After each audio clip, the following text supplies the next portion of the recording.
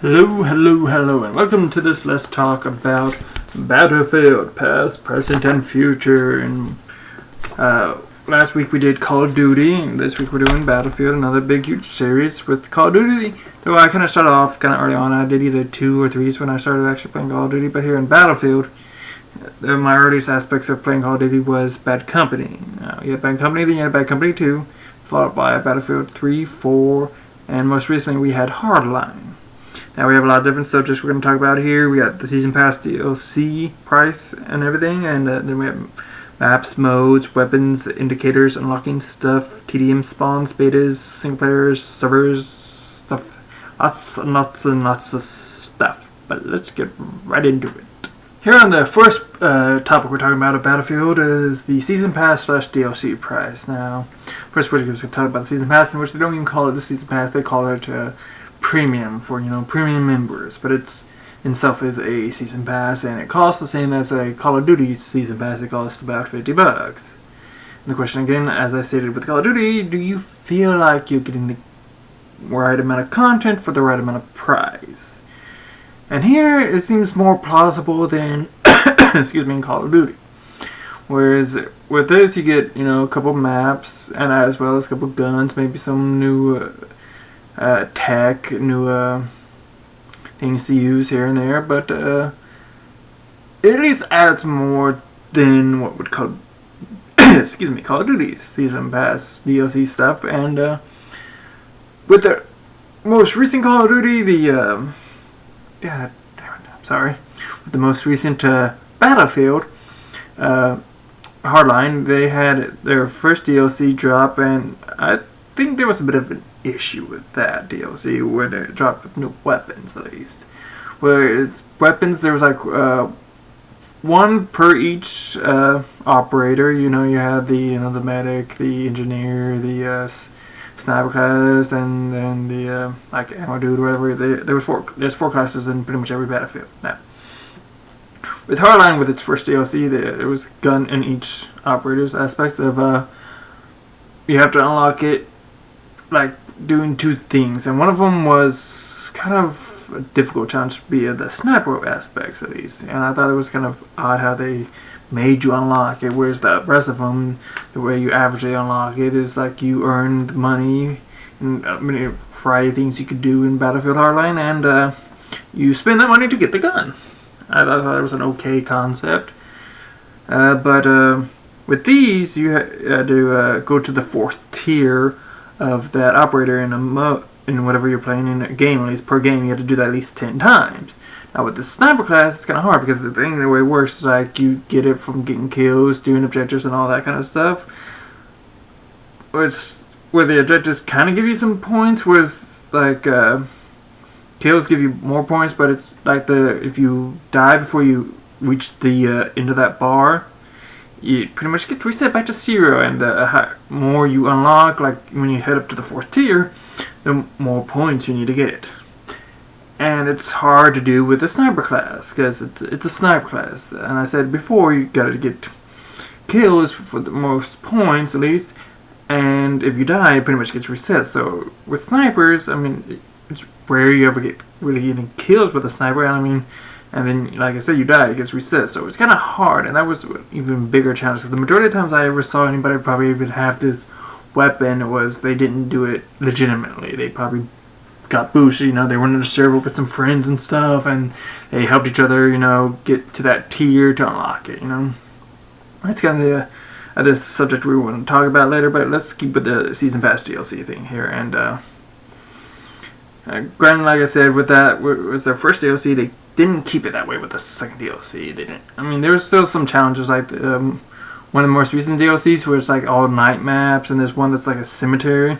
And the way you have to unlock a gun, you have to have like 4 people who have like a certain gun go to these I wouldn't know what kind of it would be called, but it's like a monument kind of tomb area. And you have to have like 1 person with a certain type of gun, and like I said, 4 of them with all their own variety of this type of weapon to activate these things, which would then open up a door in the bottom.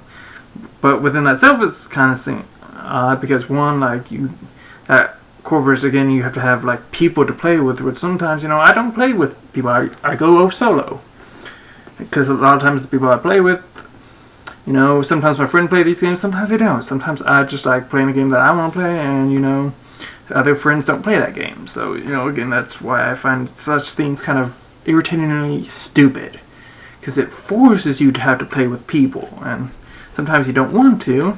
And again, like I said, sometimes you just don't have friends who play that game, and trying to, team up with some random sometimes just seems kind of odd, because, for a lot of people, with some people, at least with me as well, as I have like a whole, I wouldn't say a bit of a disorder, it's just a social anxiety. It's like you don't want to really get into talking with new people, because you feel sometimes with social anxiety, sometimes the way I do is like you feel too judgmented, as in that they're judging you a lot on some things you do, and it's just like you don't want to get into the whole aspects of being judged, so you don't actually try to communicate with other people as much. But let's get off topic here. We're talking about back with this whole season pass stuff, and but I think that's, like I said, something that I just wish would be less of a thing in games. Like it was twice over with the DLC in Hardline, in which one, you have to really do this really hard challenge, at least for one type of class. I kept saying operators, but it's a class, and it's a class I like using a lot sometimes, because I'm pretty okay with a sniper class in Battlefield. And the fact that there was like a challenge that's hard as hell to complete once, let alone 10 times. And like again, it's just annoying, as well as having to force to try and do this with some group of people that, like I said, a lot of times I just don't play with friends on the games, because sometimes they just don't get it. They don't play that game. They don't want to buy it. They don't want to waste their money on it, which is okay by me, but, I want to play it, and I want to get that gun, but, I don't want to, sometimes just have to try and norm myself trying to get people to do it with me. And,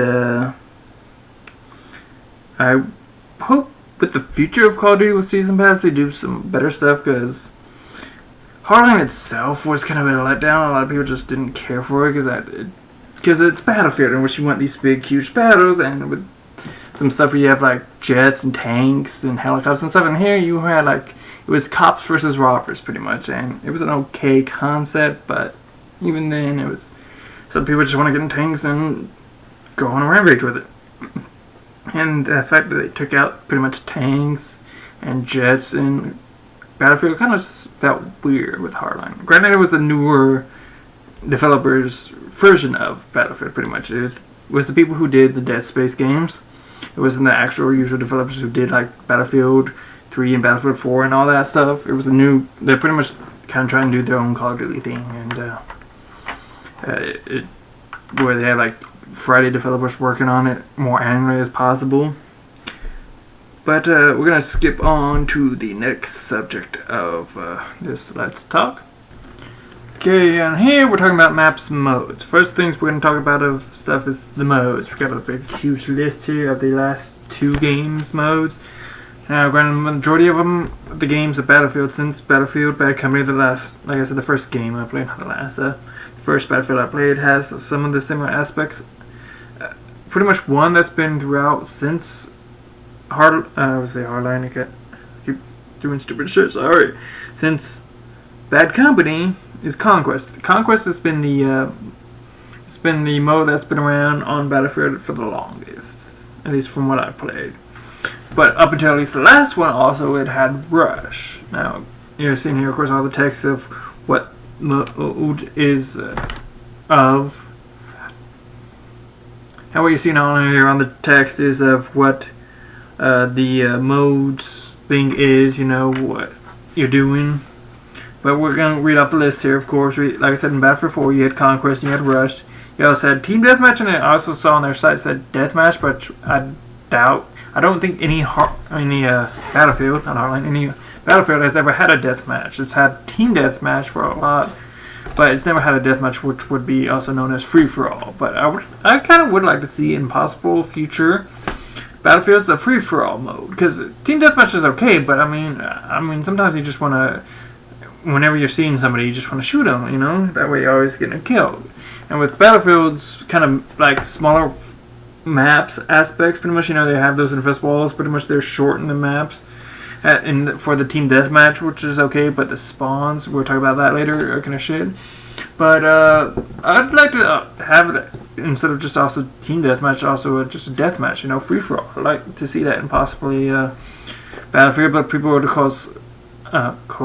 would also though state about it as why it's all of a you know, a team-based thing. Well, the reason I'm not arguing is because, you know, the whole aspects of the whole team-based thing is a squad-based. But, I mean, you can't really communicate with all of the team members so easily.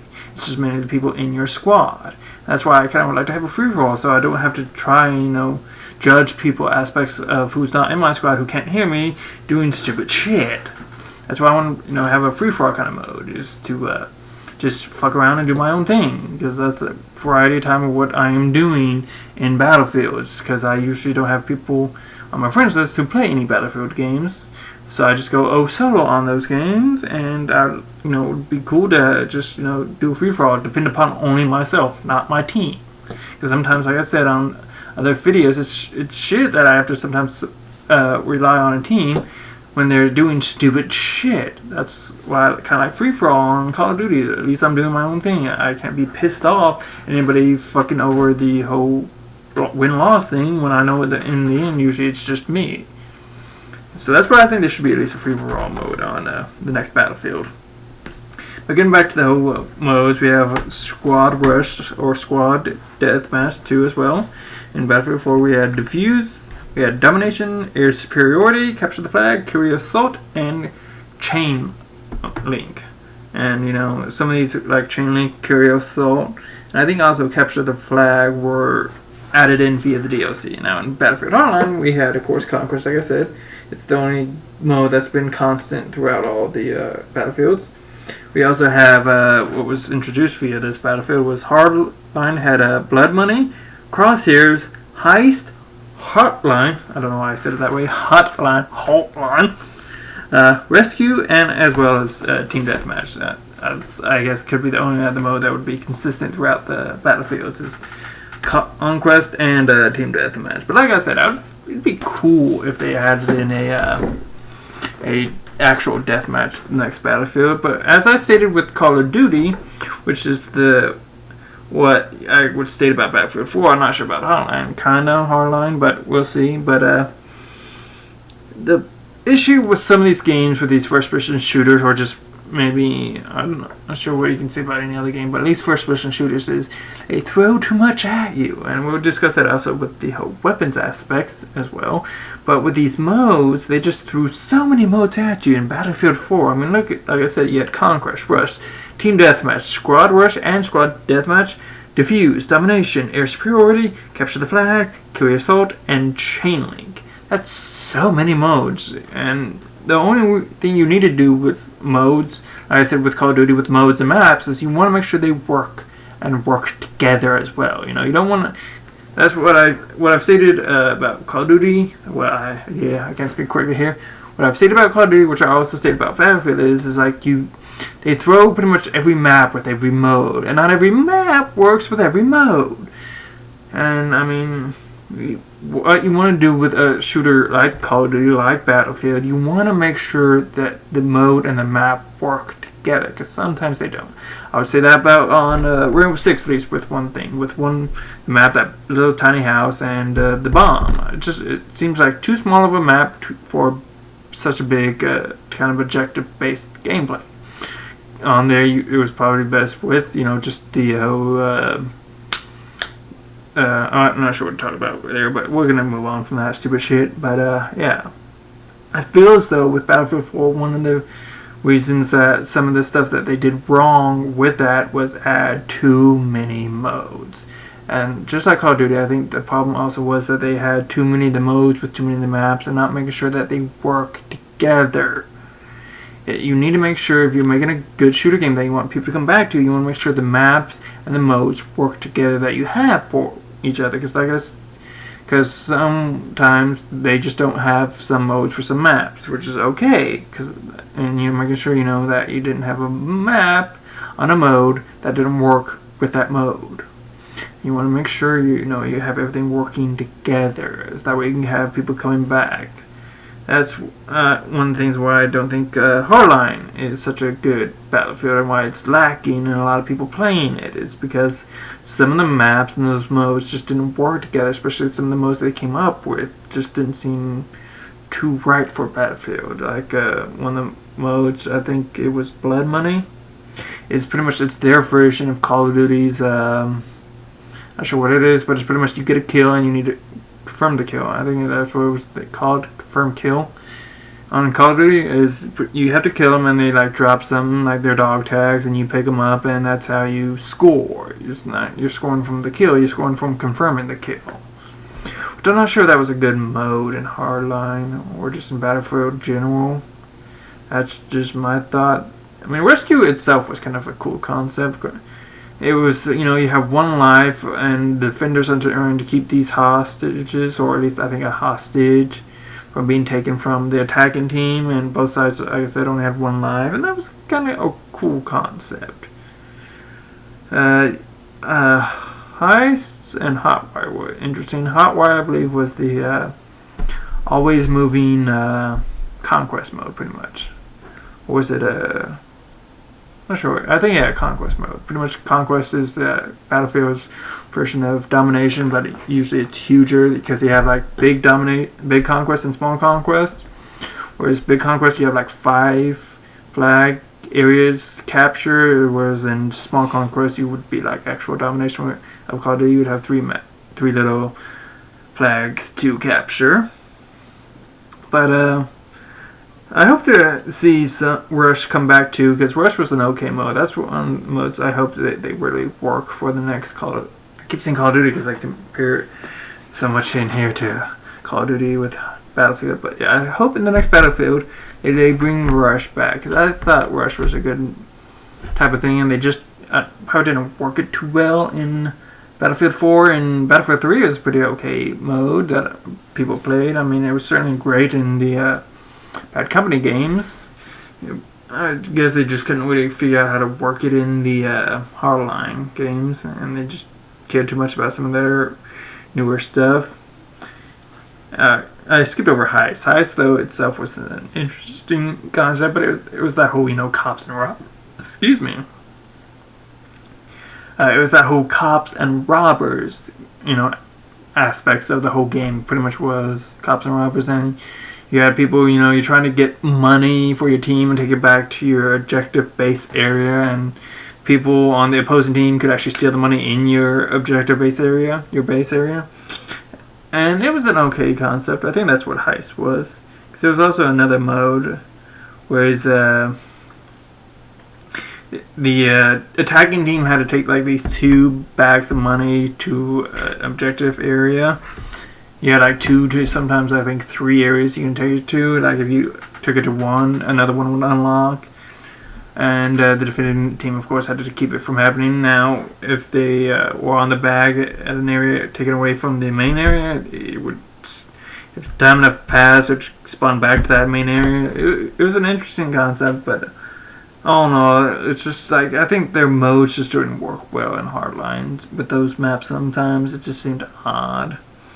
But we're moving on from the modes and the maps, and next we're going to be talking about is the weapons. And I've stated about this earlier on talking about the modes and the maps, is that them throwing too much stuff at you. Like Battlefield 4's modes had too many modes. Battlefield 4, I can't speak. Damn it, I can't speak. I'm sorry.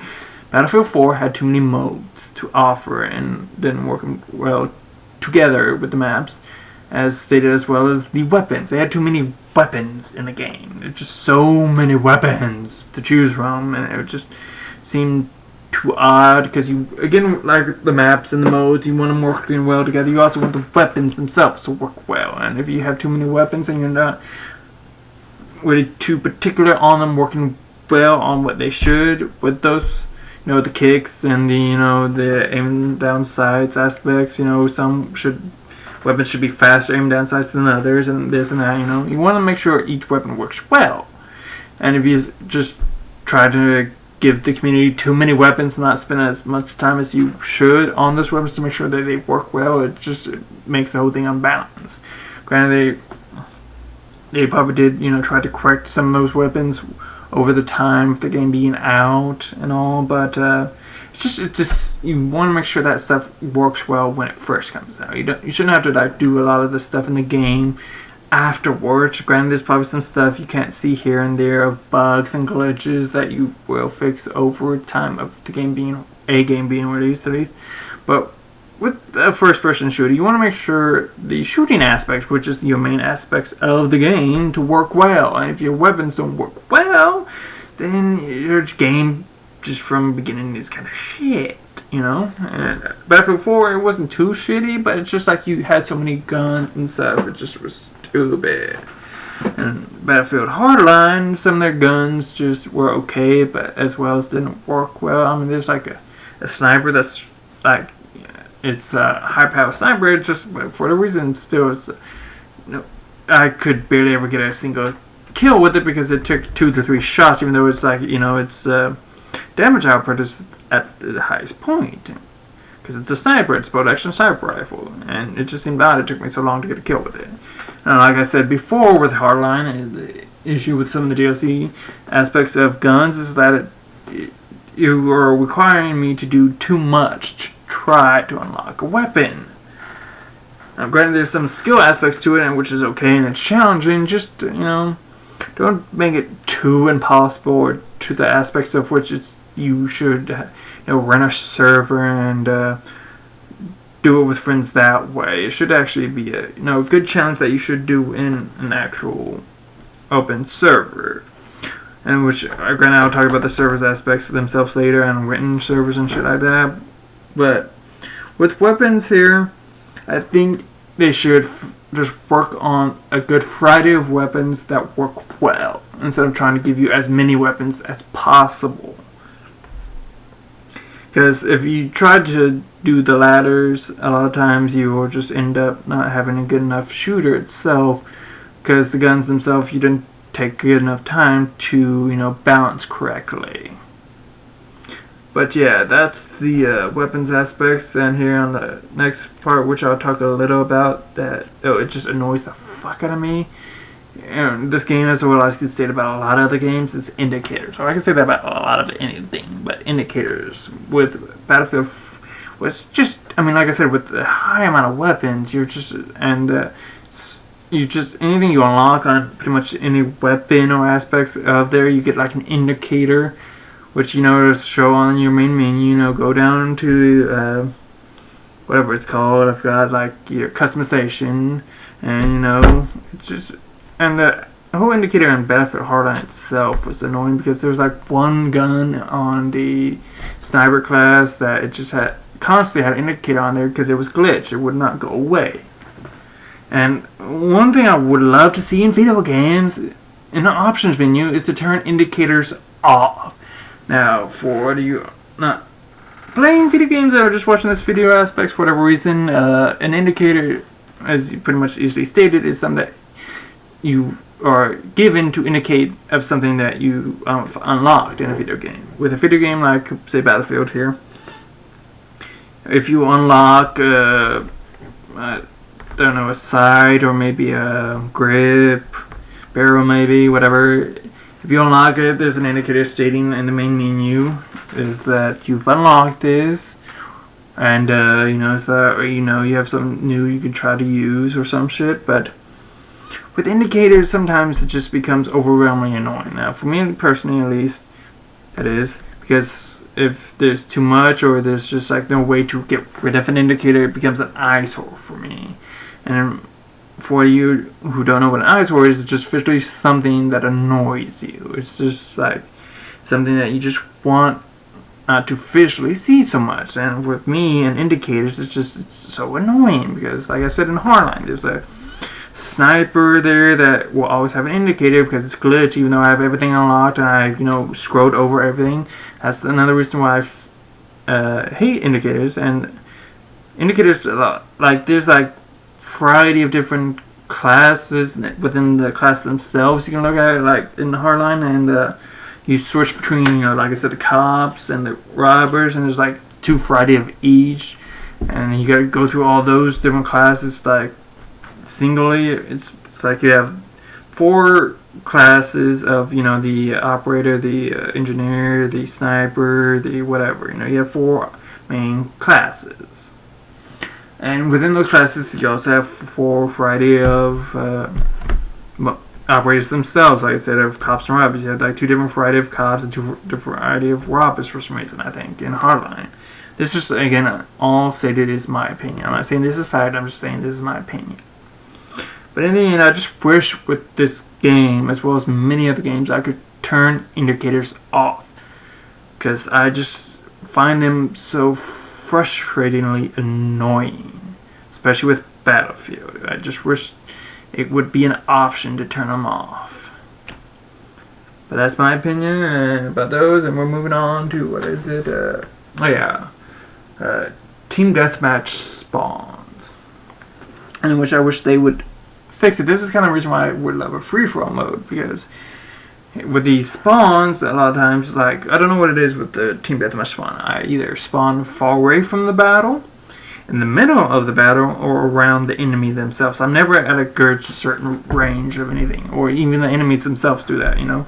I find that's how the spawns work in Team Deathmatch on Battlefield. Either you're far away from the enemy, you're in the middle of a firefight, you literally spawn like in between 2 people shooting at each other on opposing sides, or you spawn right there around the enemies. It's annoying and it's stupid, and they need to fix those spawns. It's just a mode that apparently they ever just tack on with the Battlefield series and just don't give 2 shits about how you spawn in them. Because again, with like one thing I find annoying in first-person shooters is spawn dying. I'm sure anyone can contest that. Granted, you know, some of the spawns where you can spawn in, the mode like you can spawn on a teammate, but as long as you know they're not in battle. I think it's the way they've updated it is to make sure that way you don't spawn die on that. But, you know, you could, like in Battlefield 3 and Battlefield 4, spawn on a teammate and pretty much immediately die because they might be nearing the aspects of a battle.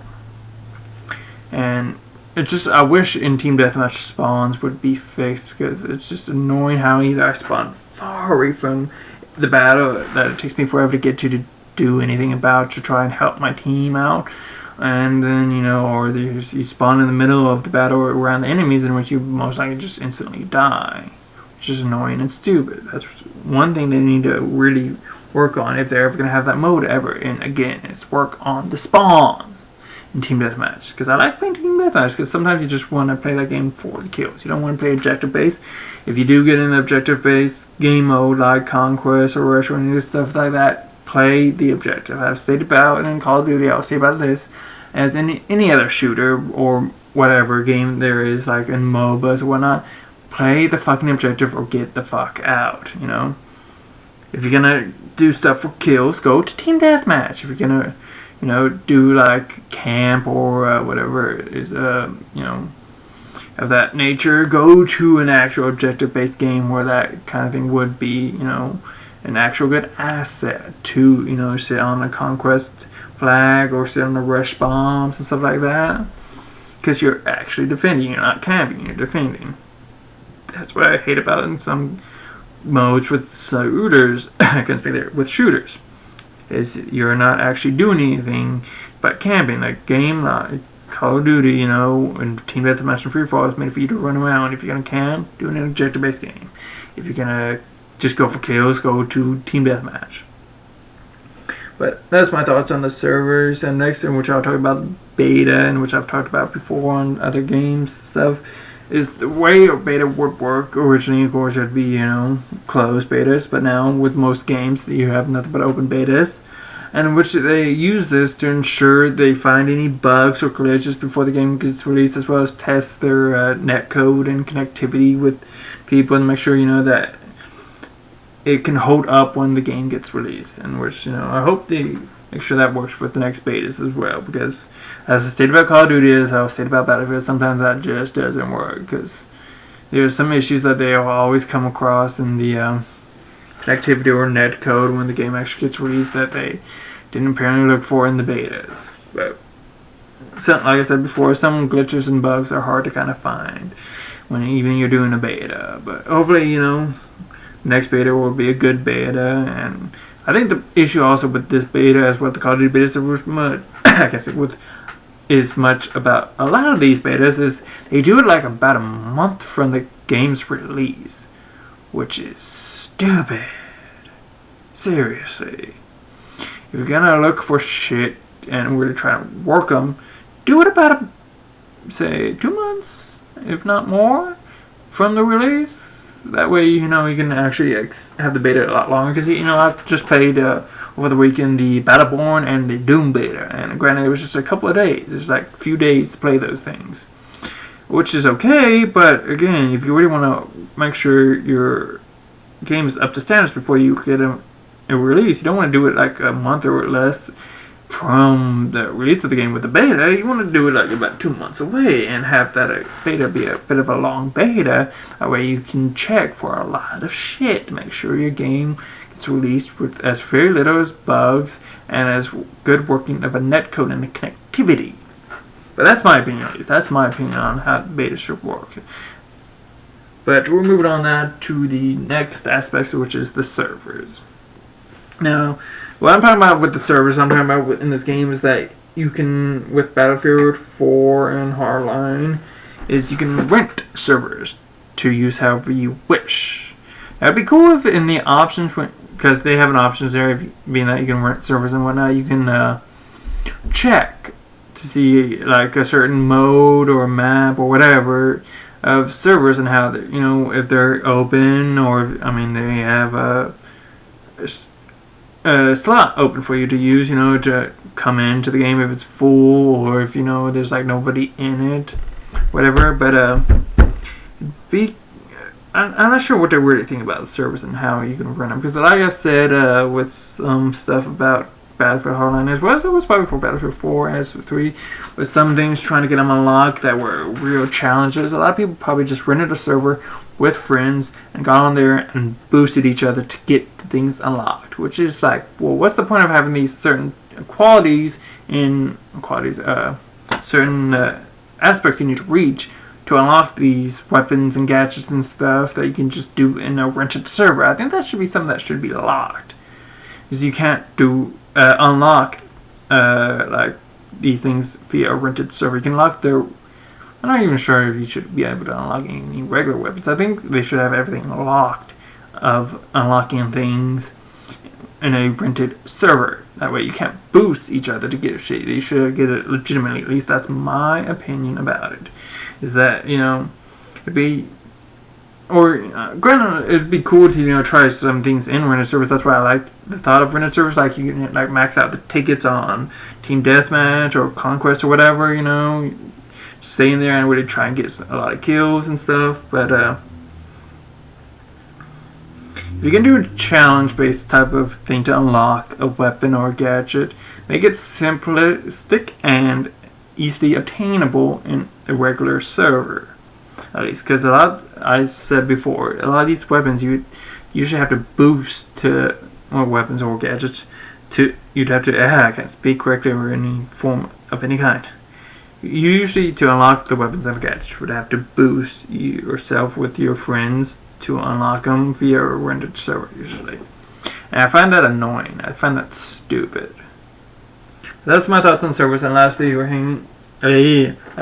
thing we're going to talk about here is single player. And I've talked about this, of course, like with Call of Duty, and what would there even be a point in having a single player? Because a lot of times with Call of Duty, as it is with Battlefield, is the majority of people buy this game and play this game for the multiplayer. Because since Bad Company and Bad Company 2, there hasn't really been a good story for Battlefield. Not even a Hardline. And granted, it was an interesting concept with the whole cops and robbers thing and whatnot. It's just a lot of these single player aspect stories they're boring and they just make no sense or this or that. It's just like, do we really need a single player in these games anymore? Because they're just not really needed, it seems, because a lot of people just don't play these games for the stories or just find any actual enjoyment out of the stories. I mean, seriously, if there are for the life of me on this video. They are non-rememberable. I can't say that word for whatever reason correctly. But you don't remember much about anything in these stories ever on the single players for Battlefield or Call of Duty. They just seem pointless, at least to me. It seems like for the next Battlefield, actually work a good actual story for the game, or just don't have it in there, because it is for Call of Duty, it is probably for Battlefield. A lot of the assets that they use for the game is put into the single assets, at least the time and effort it is. A lot of the time and effort put into these games is into the single player item, where they like, well, why is it needed? Because a lot of the time, the majority of people play these games for the multiplayer. And if you put as much time and effort you do into these single players as you would into the multiplayers, I bet these multiplayers would be badass. Really awesome games to play. But in the end, like I said, that's my opinion on all this stuff, and I'd like to know yours as well, or talks about any things that I might have missed in these Let's Talk. If I could even talk much in this video, I just kept fucking up words and shit. Kept, doing wrong on the words, pronunciations, or just whatever, But tell me your opinions and thoughts on what has been stated in this video, and I thank you for watching. Hope you enjoyed what you saw, and I hope you have a rock'em sock'em day. Peace.